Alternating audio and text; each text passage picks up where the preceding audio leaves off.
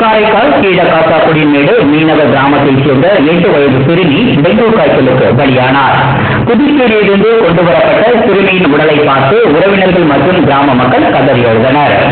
காரைக்கால் கீழக்காத்தாக்குடிமேடு மீனவ கிராமத்தைச் சேர்ந்த பாஸ்கரன் என்பவரது மகள் மமதா 3ஆம் வகுப்பு படித்து வந்த 8 வயது சிறுமி மமதாவிற்கு கடந்த வாரம் கடுமையான காய்ச்சல் ஏற்பட்டது.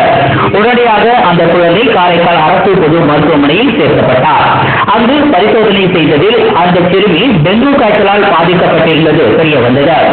உடனடியாக சிறுமிக்கு சிகிச்சை அளிக்கப்பட்டும் சிறுமியின் உடல்நிலை மோசமடைந்ததால் புதுச்சேரி இந்திரா காந்தி அரசு மருத்துவக் கல்லூரி மருத்துவமனையில் அனுமதிக்கப்பட்டு சிகிச்சை பெற்று வந்தார்.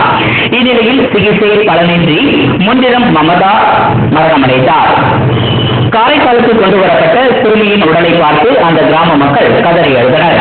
இதனால் கீழக்காத்தாக்குடிமேடு மீனவ கிராமமே சோகத்தில் ஆழ்ந்துள்ளது.